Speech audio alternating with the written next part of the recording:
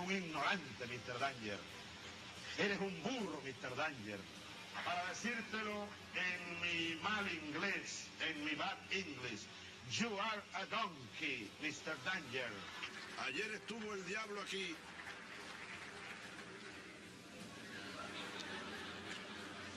En este mismo lugar huele a azufre todavía.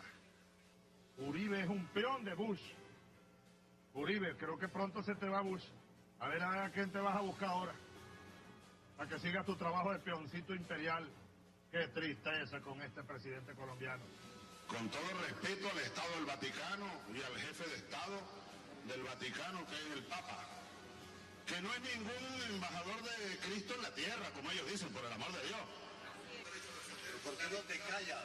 Sería extraño que hubieran desarrollado una tecnología para inducir el cáncer y nadie lo sepa hasta ahora y se descubra esto dentro de 50 años o no sé cuánto. No lo sé, solo dejo la reflexión. Bienvenidos a 360 grados, una visión global de la noticia, un espacio para debatir sobre todo lo que sucede en Colombia y en el mundo. Y el mundo entero, por supuesto, vio como miles de seguidores del presidente venezolano Hugo Chávez lo despidieron en su país, demostrando la admiración y devoción. Sin embargo, distintas voces señalan que aún no es claro cómo pasará Chávez a la historia. Los enfrentamientos con Estados Unidos, el bloque que consolidó junto a países como Cuba, Ecuador, Nicaragua, Bolivia y muchos otros, su respaldo a las FARC, sus enfrentamientos con exmandatarios como Álvaro Uribe o George W. Bush, la alianza con Irán, Rusia y muchos otros temas. ¿Pasará Chávez a la historia como un revolucionario, como un caudillo o solo como un expresidente que usó el petróleo de su país para vender su proyecto político? Ese será nuestro debate esta noche en 360 grados. Y estas imágenes que estamos viendo en este momento son imágenes en directo de lo que está pasando en Venezuela. Hemos visto la marea roja durante todo el día, la manifestación de una gran mayoría del pueblo venezolano acompañando los restos del presidente Hugo Chávez. Y qué placer darle la bienvenida esta noche a 360 para debatir a Clara López Obregón, a Sandra Borda, a Jesús Muñoz y a Ricardo Galán. Gracias por aceptar la invitación. Muchas gracias. Muchas gracias. Doctora Clara, empiezo con usted. No está Chávez, pero hoy lo que vimos es que Chávez está en el pueblo. La marea roja está por todas partes. Es indudable el apoyo popular de este hombre, es indudable el legado que deja. Y quisiera empezar este debate preguntándole, ¿qué era Chávez para usted? Porque Chávez tenía dos caras. Para unos era un padre, un hermano, un líder. Para otros un déspota. ¿Qué imagen tiene usted de Hugo Chávez? Bueno, yo pienso que, sin lugar a dudas, Chávez partió la historia en dos en nuestro continente. Introdujo una nueva manera de hacer política y acreditó algo que es fundamental en todas estas sociedades tan desiguales, que el gobierno tiene que utilizarse desde luego en favor de todo el mundo, pero principalmente en favor de los desvalidos, de los más desaventajados de la sociedad.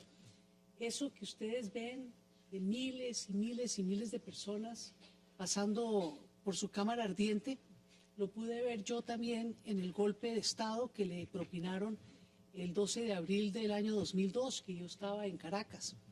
La gente salió a la calle así, de uno a uno, de ola en ola. Lo es impresionante. Hasta que por fin reversaron un golpe de Estado que hubiera podido ser muy cruento. Entonces sí, él es una persona que capturó el amor de un pueblo porque le respondió con simbolismo y con realidades fehacientes. Creo que el petróleo venezolano se irrigó en toda la sociedad cuando antes se quedaba muy por arriba y se colaba muy poco hacia abajo. Y ya vamos a ver ese punto que me parece muy importante debatirlo. Sandra, bienvenida también. ¿Cuál es su visión de Hugo Chávez? Porque hay varias visiones. Yo creo que la evaluación que hago yo de esta experiencia en Venezuela y en la región es un poco más ambivalente, porque efectivamente, digamos que lo de Chávez significa un nuevo proyecto que teniendo en cuenta que los proyectos políticos en América Latina siempre han sido tremendamente elitistas y le han prestado muy poca atención, digamos, a las necesidades de las grandes masas, y en eso coincido con Clara, también hay un costo que se pagó tremendamente importante que no hay que dejar de lado. el costo, por ejemplo, que se pagó en materia de desinstitucionalización en Venezuela, en materia de garantías a las libertades civiles, a los derechos humanos de la gente, en materia de independencia del Poder Judicial, los costos, por ejemplo, en materia de seguridad ciudadana, en materia de lucha contra las drogas. Yo creo que hay unos lunares bien grandes en la gestión del presidente Chávez que no hay que dejar de lado. Yo tampoco creo que sea una gestión absolutamente negativa, pero hubo es un hombre, costos. es innegable que es un hombre que polarizaba. Polarizaba, es decir, o se amaba a Chávez o se detestaba a Chávez. Jesús, bienvenido. ¿Cuál es su posición? Bueno, en estos momentos, y ya presidente que pues abandonó este mundo, normalmente en la historia, cuando uno hace el balance de esos personajes que han trascendido en la historia, muchas veces el anecdotario desaparece, prácticamente queda en manos de los investigadores, de los ratones de bibliotecas, etc. Yo creo que la figura Chávez va a ser el hito de la nueva izquierda latinoamericana, además con sello latinoamericano. Es una izquierda que incluso asustó a la propia socialdemocracia y a las propias izquierdas europeas, incluso norteamericanas.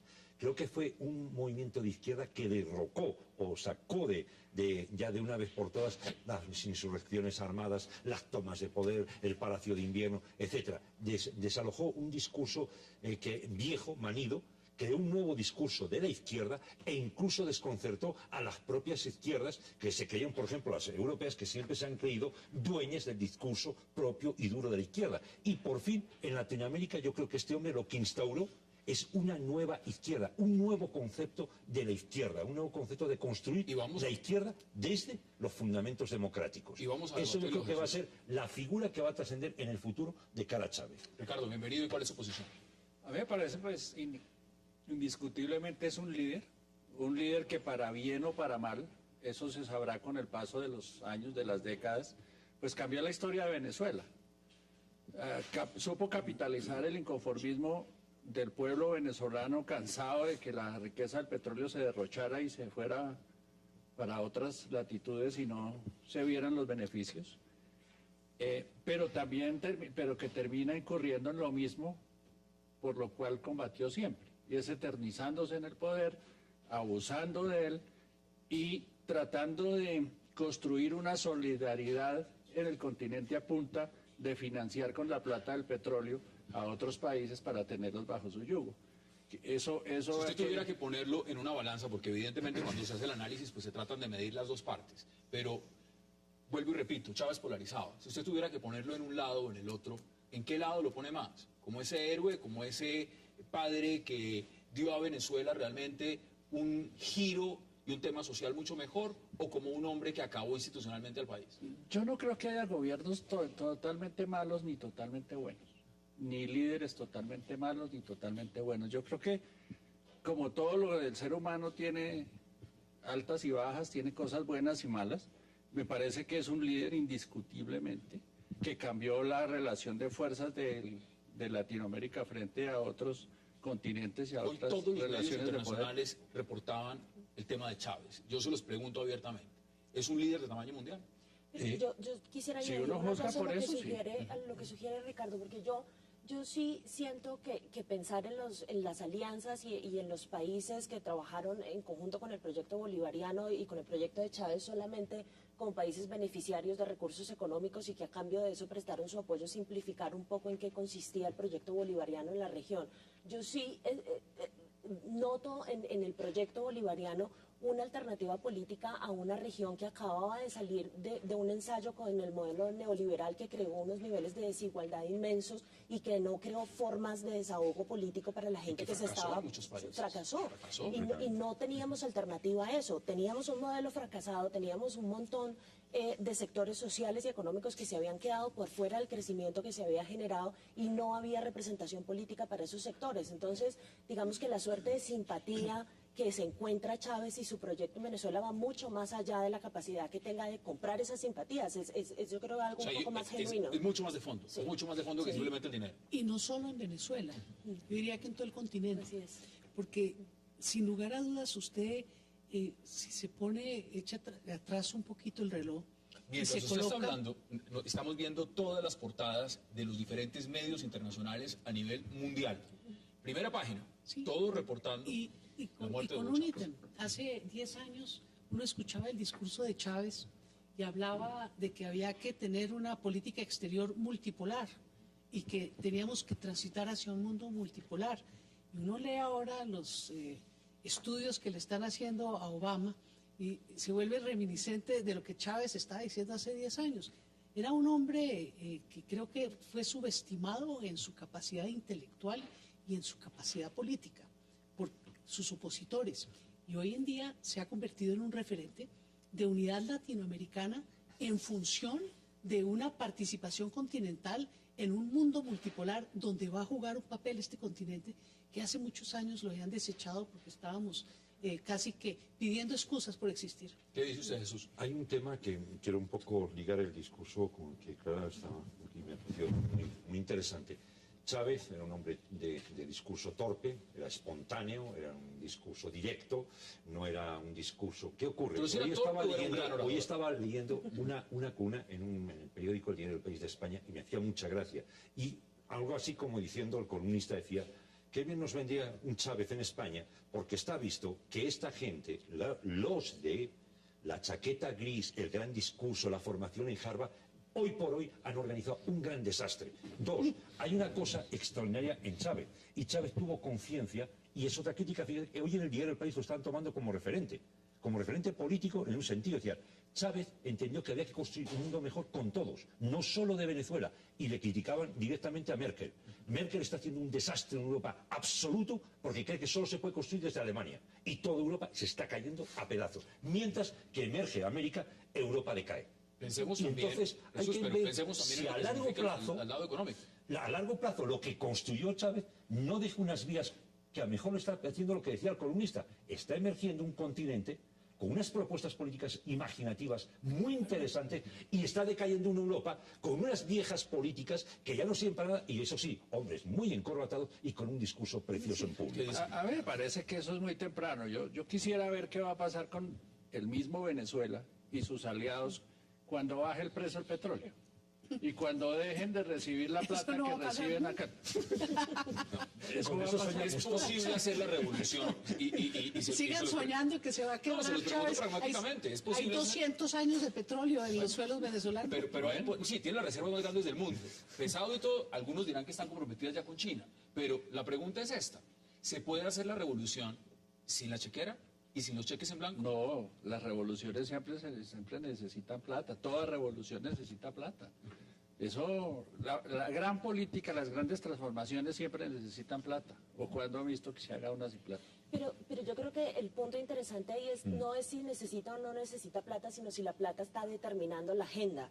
Con la plata se puede crear muchas agendas políticas. Pero se está volviendo, es puramente asistencialista, no se está construyendo futuro, ni se está construyendo nada a largo plazo. Yo creo que hay espacios, hay que desagregar la discusión, porque digamos ese argumento puede ser válido desde el punto de vista económico, pero por ejemplo desde el punto de vista de la política exterior y de cómo se concibe América Latina en el sistema internacional, yo creo que ahí sí hay un gran cambio y yo ahí no veo la conexión con la plata. O sea, sí estamos en un momento, y yo creo que Chávez fue definitorio en eso, en el que estamos viendo la decadencia del poder estadounidense y nos estamos preguntando qué podemos y debemos hacer en el sistema internacional, y él tenía unas respuestas claras frente a eso. Que uno esté o no de acuerdo con ellas es otra cosa, pero unas respuestas claras y porque distintas. por supuesto, dentro de ese marco hay quien dice que esto es lo más catastrófico que ha podido pasar al ordenamiento internacional de América Latina. Ya le doy la palabra a Jesús, vamos a hacer nuestra primera pausa y regresamos aquí en 360 grados para seguir hablando, por supuesto, de la muerte de Hugo Chávez y, por supuesto, su legado y el destino de Venezuela.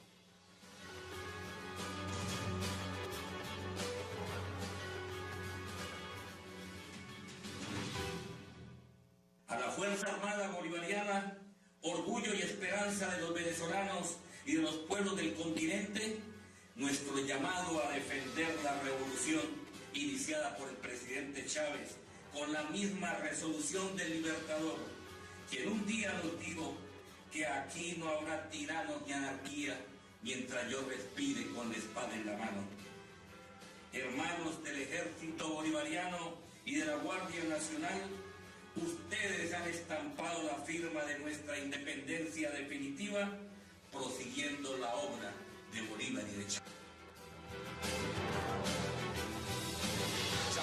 presenta. Usted quería intervenir, Jesús, pero Sí. antes de que vayamos con la intervención, no dejemos de lado lo que ha dicho los voceros de las FARC, porque si algo quiero debatir en este bloque con ustedes es la influencia de Chávez en Colombia, y la influencia real.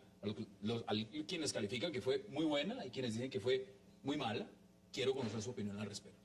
Bien, vamos a ver, quería dejar un poco, retomar el discurso que veníamos antes hablando, y hay un discurso que a mí me parece poco, de veras, que no está bien construido, el de La Plata. De La Plata de Chávez, de un continente y tal. Entonces parece como que la memoria de América se nos borró, de una serie de décadas desaparecieron. Podemos hablar de las platas que llegaron de los Estados Unidos, y organizaron operaciones como Operación Cóndor, Pinochet, Stroessner, Videlas, masacres, muertes, aniquilaciones, narcotráfico, brutalidad total. Eso fueron esas platas. Estas platas, sí, con tal que yo, bueno, no he tenido nunca constancia, pero bueno, pongamos que corrieron. Es que llegaron un Evo Morales, un hombre que era minero, llegó a presidente. Eso me parece la grandeza de la democracia. Bueno, eso me pero parece extraordinario. Si eso fue lo que provocó esas platas. Pero esas platas no provocaron... No hay represión a los medios, no hay represión a la oposición, no hay también, frente a ese sentido, un volcamiento institucional, un acaparamiento del poder, un sesgamiento político también. Oiga, es que todo lo tiene que poner en proporción. En Venezuela hay 10 diarios de la oposición. Hay canales de televisión de la oposición. Entonces, porque a un canal no le prorrogaron la concesión, todos gritaron que estaba interviniendo con la libertad de prensa. Oiga, ¿y dónde está el canal o el periódico de la oposición en Colombia? ¿Qué dicen ustedes? ¿Ah? Libertad de prensa. Aquí no hay porque no quieren. No, porque no tenemos con qué. Ah, bueno, pues Es es otras que- cosas. pero yo no, Aquí no hay porque no quieren.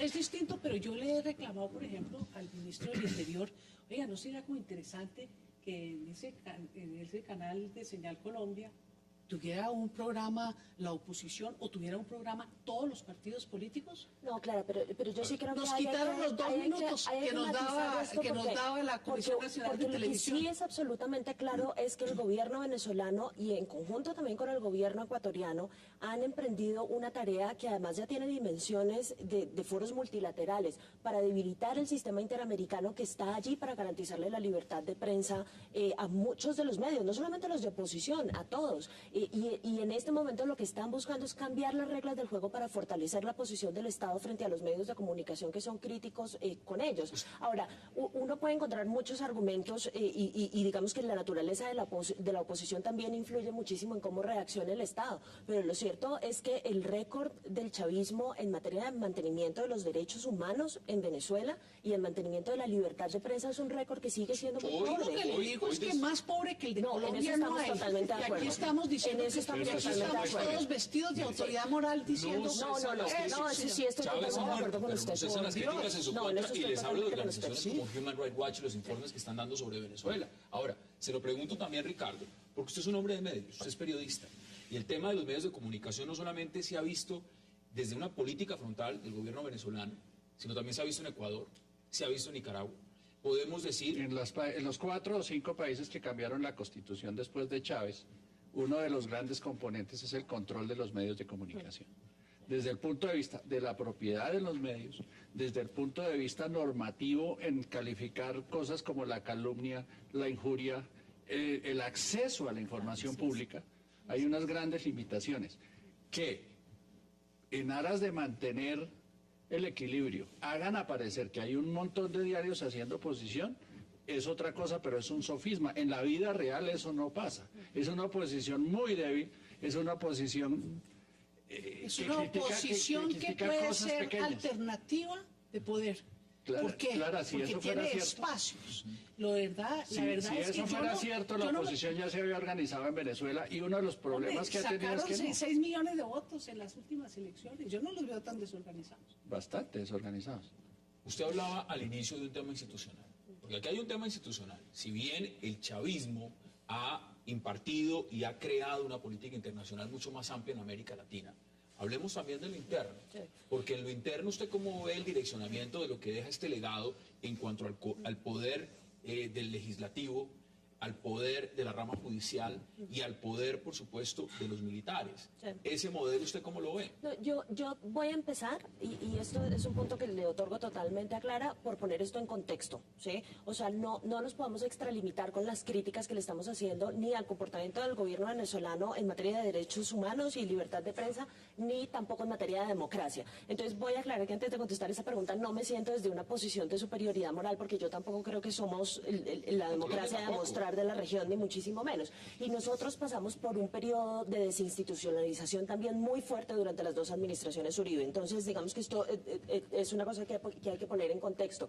Ahora, el punto y la gran preocupación que sí genera Venezuela es la pérdida de la independencia del Poder Judicial, ¿sí? Porque el Poder Judicial en un sistema de check and balances es el único poder que está desprendido de la voluntad popular y que está allí única y exclusivamente para obedecer las normas, para obedecer la Constitución. Y lo que ha pasado en Venezuela es que sí hay un proceso de cooptación por parte del oficialismo del Poder Judicial que ha ocasionado muchos problemas, entre ellos problemas que inclusive han perjudicado al mismo chavismo. O sea, la llegada de la corrupción relacionada con el narcotráfico de Venezuela, el famoso surgimiento del cartel de los soles en el que hasta las más altas esferas de las Fuerzas Armadas están involucradas en el negocio de las drogas, es el resultado de no tener un poder judicial que garantice la limpieza del ejercicio de la política de Venezuela. Ahora, acá hay un elemento. Pero eso me suena muy parecido.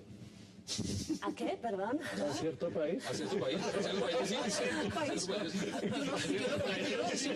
Yo lo que le quiero decir es que hay fenómenos que usted le puede achacar al chavismo y hay otras que le tiene que achacar a la falta de institucionalización de todos nuestros países.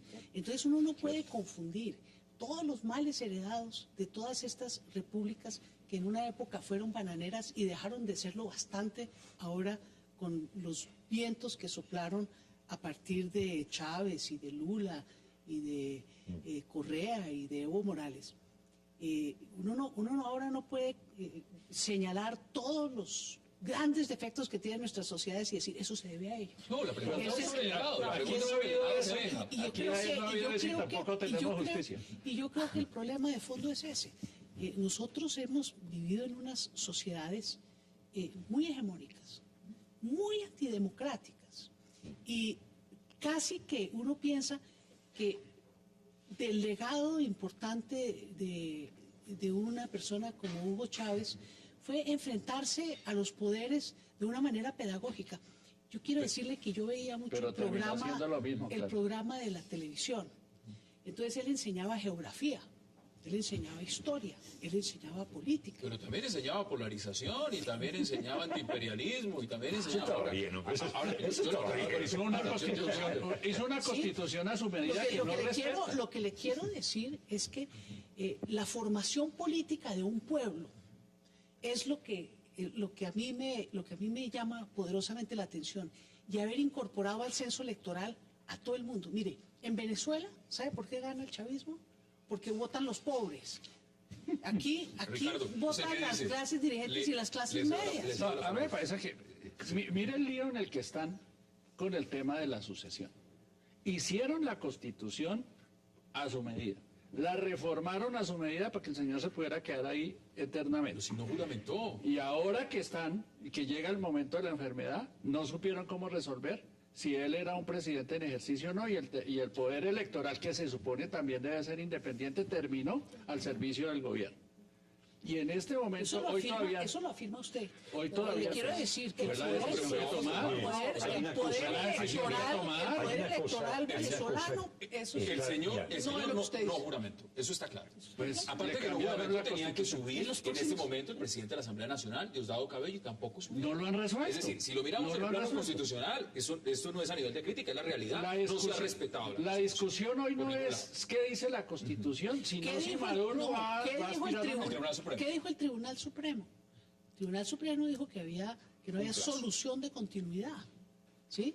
Que no había solución de continuidad. No, y por eso fue que dijeron que no se tenía que Usted mencionaba posesionar. algo bien interesante, el tema de las repúblicas bananeras. Yo quiero que veamos qué dijo Nicolás Maduro, porque antes de que se diera la noticia en horas de la tarde, cuando dijo Nicolás Maduro que a las 4:25 había muerto Hugo Chávez, en la mañana dio un discurso y dijo muchas cosas. Veamos extractos de ese discurso. Llegará el momento indicado en la historia en que se pueda conformar una comisión científica de que el comandante Chávez fue atacado con esta enfermedad. Él manifestó públicamente su visión sobre este tema. Y nosotros no tenemos ninguna duda que los enemigos históricos de nuestra patria buscaron el punto para dañar la salud de nuestro comandante. Ha habido casos en la historia, demasiados casos en la historia. El último más resonante, el caso de Yasser Arafat, jefe de la OLP, líder del pueblo palestino. Pero ya se sabe en el caso de Yasser Arafat que le fue inoculado una enfermedad. Y de un momento a otro, bueno, Yasser Arafat, sabemos lo que sucedió. Ahí tiene la palabra. Sandra, que es que, mire, si eso es verdad, la inteligencia chavista no sirve para nada. El señor Chávez, yo viajé con él varias veces, no se toma una gota de agua sin que la pruebe alguien antes para ver si está envenenado. ¿Dónde están los escoltas llenos de cáncer también? Que lo probó si tiene cáncer también. Eso ya es exagerado. Pero más allá de como del detalle, yo sí creo que esto tiene una implicación política muy importante. Y es que ese discurso es un discurso que está dedicado única y exclusivamente a los enemigos externos y a los enemigos internos. Y es un discurso que tiene la función de llamar a la unidad gracias a la existencia de ese enemigo. Aprovechando la ignorancia de la gente. Independiente, no, yo no creo que eso sea solamente ignorancia. O sea, no nos olvidemos que a Fidel Castro trataron de matarlo con un tabaco y eso sí era cierto. O sea, está en los archivos. Que se le cayera la baba. Sí, está en los archivos de la CIA. O sea, eso no lo dice la oposición. Eso lo dice el mismo gobierno estadounidense. No hacía nada antes de que otras personas pues se pusieran la ropa, entrar a un sitio. No, pero vea, es que yo sí los creo... hoteles completos, los desocupaban. Pero el discurso es un discurso muy importante, porque es que esto lo que está sugiriendo es que hay varias ramas del chavismo y una de ellas sí está intentando sostenerse a punta de este tipo de discursos. Ahora, la implicación de esto en términos regionales es grande, porque la polarización de la posición política de Venezuela frente a Estados Unidos, o sea, más de la polarizada que está, sí va a llevar en un momento dado a un aislamiento de Venezuela, porque el resto de la región se está moviendo a un discurso miremos lo que mucho está más diciendo pragmático. ya desde la Secretaría de Estado. Dicen que están más preocupados con el nuevo hombre fuerte de Venezuela que con el pasado. Claro. Hagamos la pausa y ya regresamos a 300.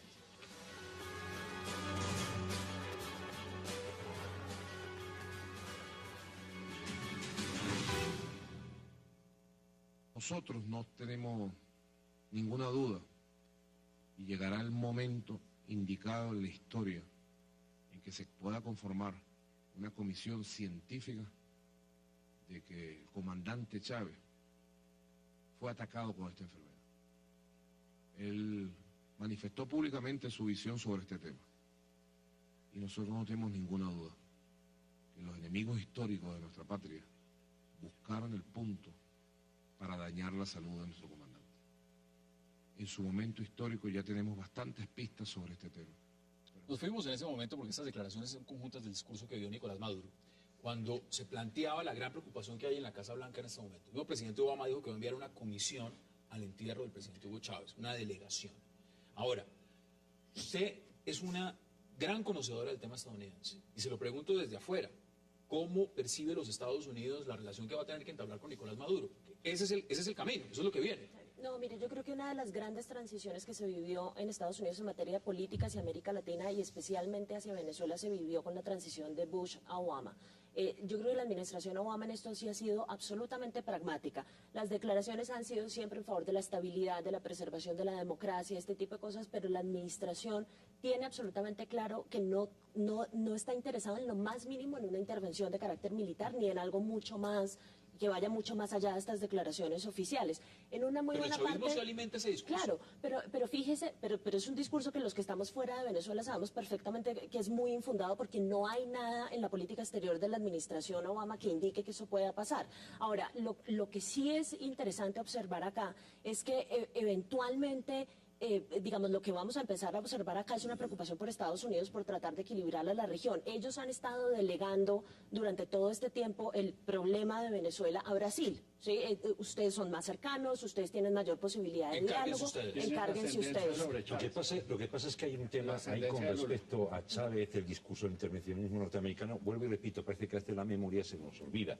Las barbaridades que ha hecho Norteamérica en el continente latinoamericano son brutales. Los errores errores. Eso ha cambiado. Nadie sabía que iba a invadir Granada y lo invadió. Nadie sabía que iban a hacer bestialidades en Nicaragua con la contra y las hicieron. Nadie es siempre, digamos, el mismo Estados Unidos creó que se dio la posibilidad de crear esos discursos. Esos discursos son posibles, porque yo los he creado. Estados Unidos ha hecho auténticas barbaridades de genocidio. Se destaparon los papeles de la CIA y qué curioso, el primer genocidio que cometió la CIA fue la muerte del señor Gaitán en Bogotá. Fíjense hasta dónde se ha llegado. Hay que contextualizarla históricamente, mire. O sea, hoy en día un Estados Unidos que está en medio de una crisis económica y que está buscando salirse, se salió de Irak y está buscando salirse de Afganistán, que va a estar interesado en intervenir militarmente en América Latina, que es la zona más pacífica que ha tenido en la historia bilateral. Eso sí es un poco... Pero Estados Unidos lo construyeron. Pero habla en el marco de lo que significa. Es decir,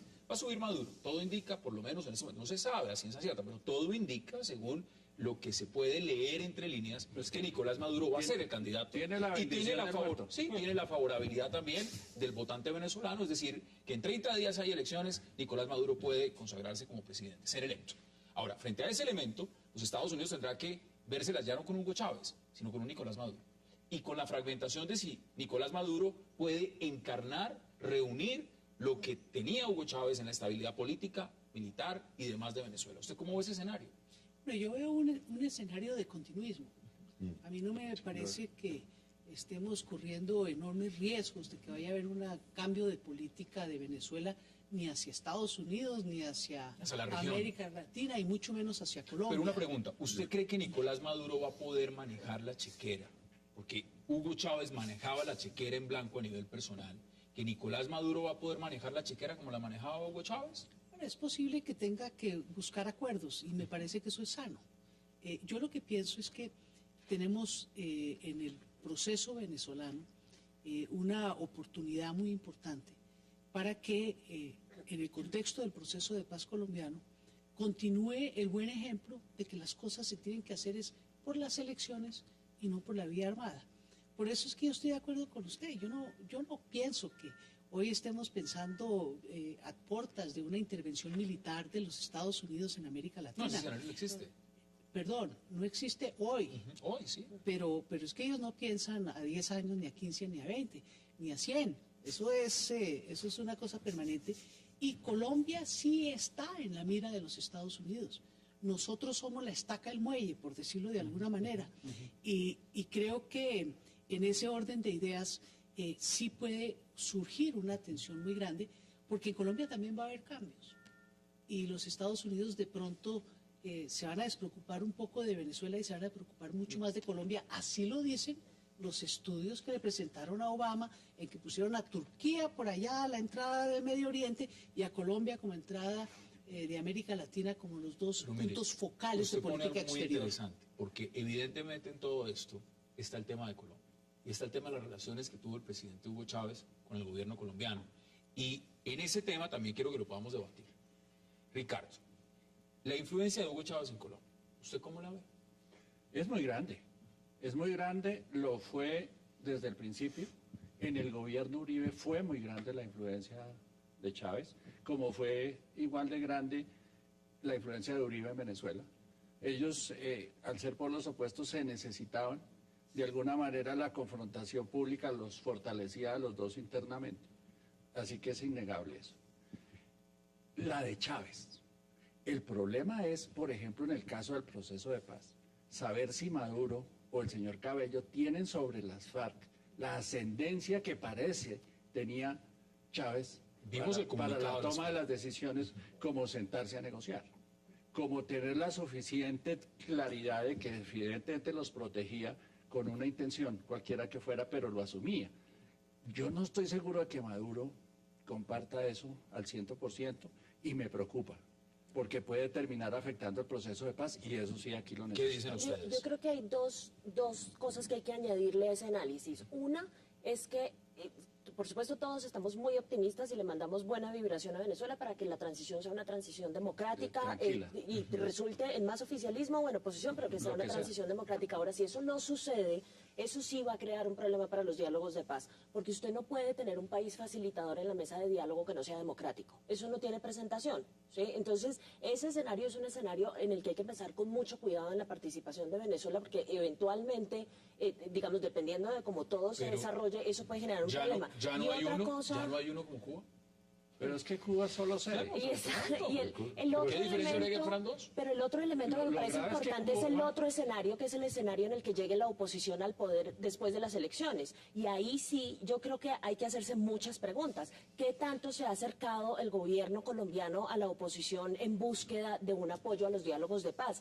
¿Qué han estado haciendo? ¿Qué tipo de posición tienen? Mi sensación es que lo que se avecina es un periodo de poner la casa en orden, ya sea por parte del oficialismo o por parte de la oposición, y lo del proceso de paz. Negociadores que se hablaron en ese Venezuela. comunicado, los que están en La Habana en este momento y vimos en cámara en ese comunicado, no estaban en Colombia, estaban en Venezuela. Estaban en Venezuela y de Venezuela fueron a Cuba. Hay una gran pregunta. Pero, Es decir, yo no creo que haya la posibilidad, la menor posibilidad de que gane la oposición en No, Venezuela. en este momento usted lo ha porque dicho. estén organizados o no sé qué, es la cosa emotiva. No, las Es que la encuestas, gente va a querer hay que ver mantener... las primeras encuestas que Yo salgan creo- publicadas yo creo después que de eso. hay excesivo. No, pero yo creo que el muerto va a ser el análisis milagro. de la transición, yo creo que hay mucha apología del tremendismo. Y a mí me parece que hay que bajarle un poco. No lo veo tan complicado. No es un país con un ejército polar, con dos bandos militares. No veo un país que se estén tirando tiros en Caracas. No lo veo tan grave. O sea, hay un discurso construido, perfecto, una institución que de alguna forma están funcionando y que obviamente con una serie de problemas, como te señalaba muy bien Sandra, muy importantes, pero yo creo que la transición no va a ser excesivamente ruidosa, no es Otro una punto. transición Otro punto. Es traumática. continuidad. la izquierda en Colombia, en efecto. la izquierda en Colombia frente a la influencia de Hugo Chávez. Se lo pregunto a usted como cabeza del pueblo democrático. ¿Cómo era esa relación con Chávez? ¿Qué significaba Chávez? ¿Qué puede significar hoy en día, por ejemplo, para Marcha Patriótica? ¿Cómo ve usted ese escenario? Bueno, yo pienso que Chávez sin duda un referente. Es un referente de un gobierno que tomó la determinación de volcar todos los recursos del Estado en función de una transformación social de su país. Usted viaja mañana. Yo viajo mañana. ¿Cuál es la y delegación que viaja, por ejemplo? nosotros vamos 4 del Comité Ejecutivo Nacional del Polo. Va nuestro vicepresidente internacional, va Carlos Romero, va Hernando Hernández, el expresidente de la USO, y la delegación desde luego la encabezo como presidenta del partido. Pero nosotros, ¿qué decimos? Fuera de ser un referente, pues obvio que el cambio en cada país tiene que entenderse con las condiciones propias de cada país. ¿Financiamiento económico? Entonces nosotros miramos a un modelo a la colombiana. Financiamiento económico, ojalá tuviéramos. O sea, si no llegó con Chávez, ahora con Maduro. Yo digo, no va a llegar.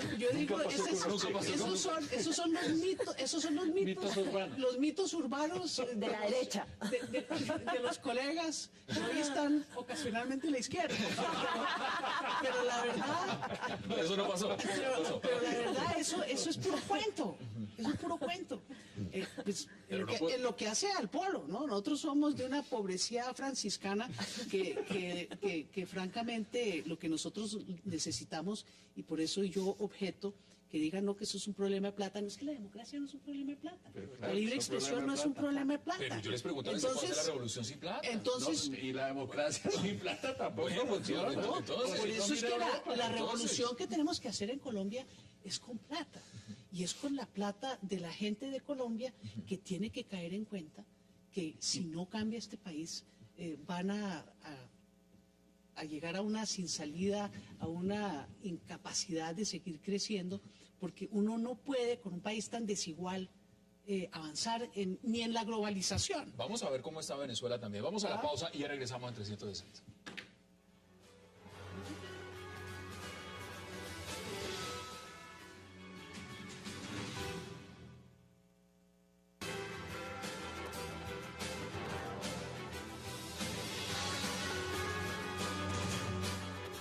Regresamos a 360 grados, estas son imágenes en vivo de lo que está ocurriendo en este momento en Venezuela. La Academia Militar, por supuesto, donde están los restos del presidente venezolano Hugo Chávez y donde pues hay un desfile muy grande de ciudadanos, una marea roja impresionante, que la pudimos ver a nivel mundial, que quieren ver por última vez al presidente Hugo Chávez. Sandra, hemos dicho muchas cosas, pero ¿y sobre Colombia qué?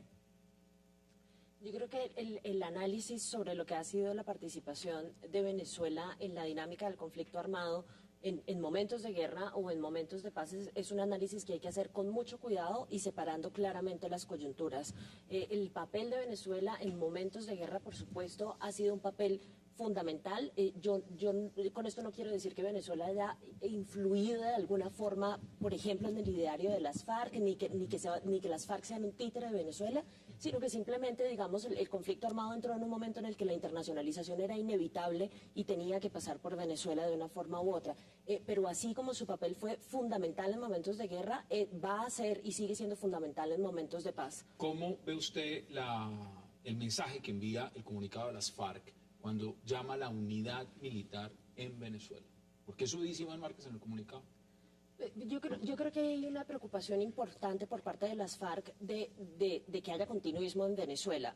Recuerde que el momento de decidir qué actores internacionales entran en el proceso de paz es un momento en el que ambas partes están buscando también aliados o están buscando gente o grupos o países ideológicamente similares. Entonces las FARC se aproximan a Venezuela, el gobierno Santos se aproxima al Chile de Piñera. ¿Pero se aproximan o viven en Venezuela? Bueno, ahí hay una pregunta. A ver, se lo pregunto a Jesús también. A ver, yo creo que, vamos a ver, por ejemplo, la relación FARC-Cuba nunca fue buena. Eso vamos a empezar por ahí. Fue más cercana el ELN-Cuba. FARC, o sea, época de tiro fijo, época Fidel Castro, nunca fueron buenas relaciones. Las visiones de ambos líderes de la izquierda nunca fueron buenas y fueron muy distintas. La del uno y la del otro. Una. Dos.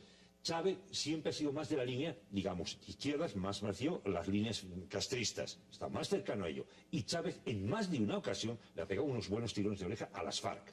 Y el que las FARC al final se sentaran a negociar, eso fue forzado. No olvidemos un capítulo también, no forzado por Chávez. Al señor Granda en Venezuela, no olvidemos al señor Márquez en Venezuela. Y no olvidemos también decir que voy a mandar los tanques a la frontera si se llega a ocurrir algún operativo. Pero la presencia de las FARC en Venezuela no es propia del chavismo. O sea, las FARC han estado en Venezuela desde antes y se ha hablado... 2.000 kilómetros de frontera. Pues claro. Y le quiero contar una cosa.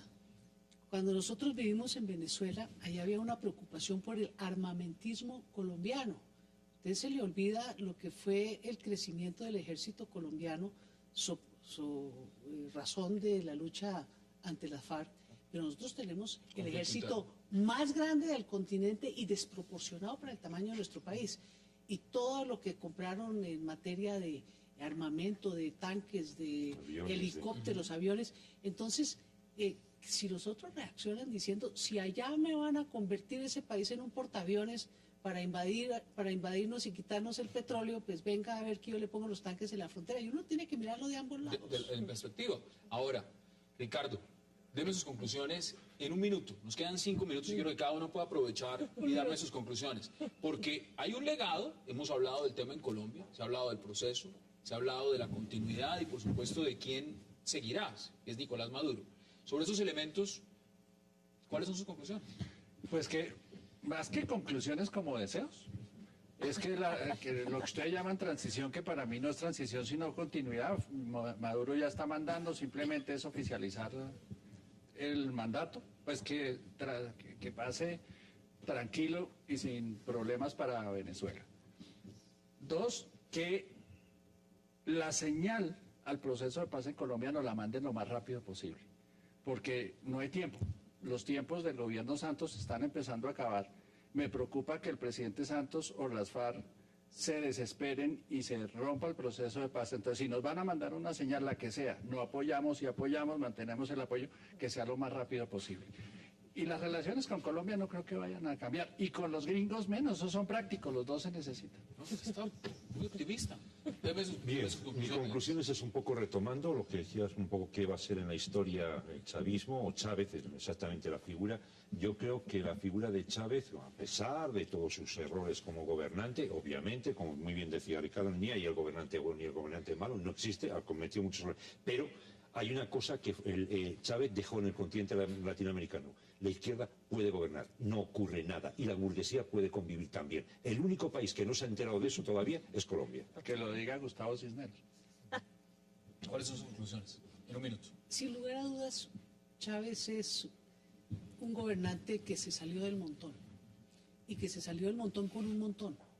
Es una figura que va a trascender en la historia y es una figura que va a contribuir en su proyección a algo muy importante para el continente americano, la unidad de las naciones de América Latina.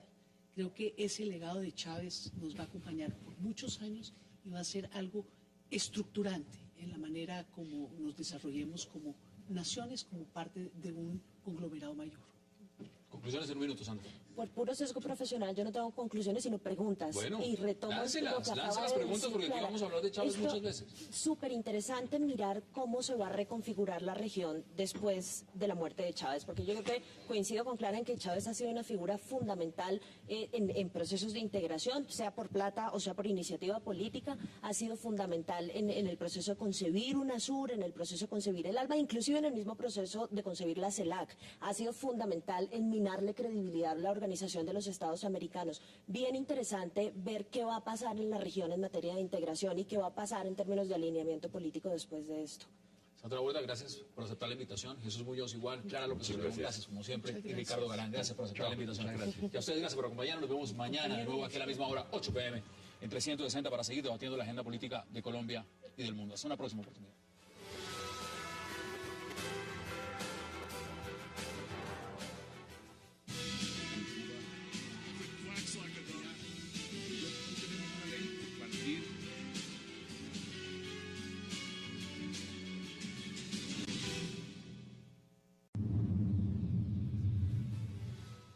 Eres un ignorante, Mr. Danger. Eres un burro, Mr. Danger. Para decírtelo en mi mal inglés, en mi bad English, you are a donkey, Mr. Danger. Ayer estuvo el diablo aquí.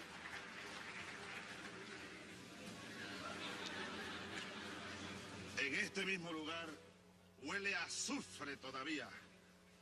Uribe es un peón de Bush. Uribe, creo que pronto se te va Bush. A ver a quién te vas a buscar ahora. Para que sigas tu trabajo de peoncito imperial.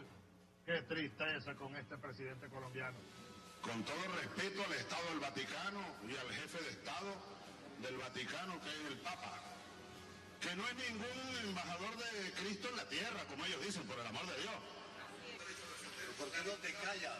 Sería extraño que hubieran desarrollado una tecnología para inducir el cáncer y nadie lo sepa hasta ahora y se descubra esto dentro de 50 años o no sé cuánto. No lo sé, solo dejo la reflexión.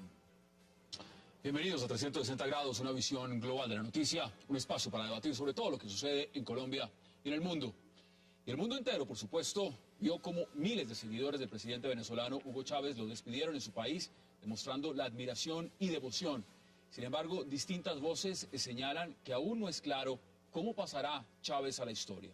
Los enfrentamientos con Estados Unidos, el bloque que consolidó junto a países como Cuba, Ecuador, Nicaragua, Bolivia y muchos otros, su respaldo a las FARC, sus enfrentamientos con exmandatarios como Álvaro Uribe o George W. Bush, la alianza con Irán, Rusia y muchos otros temas. Opinaron el 12 de abril del año 2002, que yo estaba en Caracas.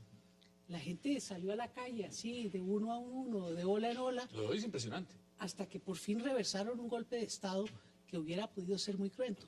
Entonces sí, él es una persona que capturó el amor de un pueblo porque le respondió con simbolismo y con realidades fehacientes. Creo que el petróleo venezolano se irrigó en toda la sociedad cuando antes se quedaba muy por arriba y se colaba muy poco hacia abajo. Y ya vamos a ver ese punto que me parece muy importante debatirlo. Sandra, bienvenida también.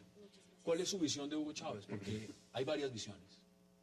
Yo creo que la evaluación que hago yo de esta experiencia en Venezuela y en la región es un poco más ambivalente, porque efectivamente, digamos que lo de Chávez significa un nuevo proyecto que teniendo en cuenta que los proyectos políticos en América Latina siempre han sido tremendamente elitistas y le han prestado muy poca atención, digamos, a las necesidades de las grandes masas, y en eso coincido con Clara, también hay un costo que se pagó tremendamente importante que no hay que dejar de lado. el costo, por ejemplo, que se pagó en materia de desinstitucionalización en Venezuela, en materia de garantías a las libertades civiles, a los derechos humanos de la gente, en materia de independencia del Poder Judicial, los costos, por ejemplo, en materia de seguridad ciudadana, en materia de lucha contra las drogas. Yo creo que hay unos lunares bien grandes en la gestión del presidente Chávez que no hay que dejar de lado. Yo tampoco creo que sea una gestión absolutamente negativa, pero hubo es un hombre, costos. es innegable que es un hombre que polarizaba. Polarizaba, es decir, o se amaba a Chávez o se detestaba a Chávez. Jesús, bienvenido. ¿Cuál es su posición? Bueno, en estos momentos, y ya presidente que pues abandonó este mundo, normalmente en la historia, cuando uno hace el balance de esos personajes que han trascendido en la historia, muchas veces el anecdotario desaparece, prácticamente queda en manos de los investigadores, de los ratones de bibliotecas, etc. Yo creo que la figura Chávez va a ser el hito de la nueva izquierda latinoamericana, además con sello latinoamericano. Es una izquierda que incluso asustó a la propia socialdemocracia y a las propias izquierdas europeas, incluso norteamericanas. Creo que fue un movimiento de izquierda que derrocó o sacó ya de una vez por todas las insurrecciones armadas, las tomas de poder, el Palacio de Invierno, etc. Desalojó un discurso viejo, manido, creó un nuevo discurso de la izquierda e incluso desconcertó a las propias izquierdas que se creían, por ejemplo, las europeas, que siempre se han creído dueñas del discurso propio y duro de la izquierda. Y por fin, en Latinoamérica, yo creo que este hombre lo que instauró es una nueva izquierda, un nuevo concepto de la izquierda, un nuevo concepto de construir la izquierda desde los fundamentos democráticos. Eso yo creo que va a ser la figura que va a trascender en el futuro de cara a Chávez. Ricardo, bienvenido. ¿Y cuál es su posición? A mí me parece, pues, indiscutiblemente es un líder que para bien o para mal, eso se sabrá con el paso de los años, de las décadas, pues cambió la historia de Venezuela. Supo capitalizar el inconformismo del pueblo venezolano cansado de que la riqueza del petróleo se derrochara y se fuera para otras latitudes y no se vieran los beneficios. Pero que termina incurriendo en lo mismo por lo cual combatió siempre. Y es eternizándose en el poder, abusando de él y tratando de... ¿Para Chávez a la historia como un revolucionario, como un caudillo o solo como un expresidente que usó el petróleo de su país para vender su proyecto político? Ese será nuestro debate esta noche en 360 grados. Y estas imágenes que estamos viendo en este momento son imágenes en directo de lo que está pasando en Venezuela. Hemos visto la marea roja durante todo el día, la manifestación de una gran mayoría del pueblo venezolano acompañando los restos del presidente Hugo Chávez. Y qué placer darle la bienvenida esta noche a 360 para debatir a Clara López Obregón, a Sandra Borda, a Jesús Muñoz y a Ricardo Galán. Gracias por aceptar la invitación. Muchas gracias. Muchas gracias. Doctora Clara, empiezo con usted. No está Chávez, pero hoy lo que vimos es que Chávez está en el pueblo. La marea roja está por todas partes. Es indudable el apoyo popular de este hombre, es indudable el legado que deja. Y quisiera empezar este debate preguntándole, ¿qué era Chávez para usted? Porque Chávez tenía dos caras. Para unos era un padre, un hermano, un líder. Para otros un déspota. ¿Qué imagen tiene usted de Hugo Chávez? Yo pienso que, sin lugar a dudas, Chávez partió la historia en dos en nuestro continente. Introdujo una nueva manera de hacer política y acreditó algo que es fundamental en todas estas sociedades tan desiguales, que el gobierno tiene que utilizarse desde luego en favor de todo el mundo, pero principalmente en favor de los desvalidos, de los más desaventajados de la sociedad. Eso que ustedes ven de miles y miles y miles de personas pasando por su cámara ardiente, lo pude ver yo también en el golpe de Estado que le... Construir una solidaridad en el continente a punta de financiar con la plata del petróleo a otros países para tenerlos bajo su yugo. Eso si usted tuviera que ponerlo en una balanza, porque evidentemente cuando se hace el análisis pues se tratan de medir las dos partes, pero vuelvo y repito, Chávez polarizaba. Si usted tuviera que ponerlo en un lado o en el otro, ¿en qué lado lo pone más? ¿Como ese héroe, como ese padre que dio a Venezuela realmente un giro y un tema social mucho mejor, o como un hombre que acabó institucionalmente al país? Yo no creo que haya gobiernos totalmente malos ni totalmente buenos, ni líderes totalmente malos ni totalmente buenos. Yo creo que como todo lo del ser humano tiene altas y bajas, tiene cosas buenas y malas, me parece que es un líder indiscutiblemente, que cambió la relación de fuerzas de Latinoamérica frente a otros continentes y a Hoy otras todos los medios relaciones de poder. internacionales reportaban el tema de Chávez. Yo se los pregunto abiertamente. ¿Es un líder de tamaño mundial? Yo quisiera Si añadir uno una juzga cosa a por lo que eso, sí. sugiere, a lo que sugiere Ricardo, porque yo sí siento que pensar en las alianzas y en los países que trabajaron en conjunto con el proyecto bolivariano y con el proyecto de Chávez solamente como países beneficiarios de recursos económicos y que a cambio de eso prestaron su apoyo, simplificar un poco en qué consistía el proyecto bolivariano en la región. Yo sí noto en el proyecto bolivariano una alternativa política a una región que acababa de salir de un ensayo con el modelo neoliberal que creó unos niveles de desigualdad inmensos y que no creó formas de desahogo político para la gente que se estaba... Fracasó. Y no teníamos alternativa a eso. Teníamos un modelo fracasado, teníamos un montón de sectores sociales y económicos que se habían quedado por fuera del crecimiento que se había generado.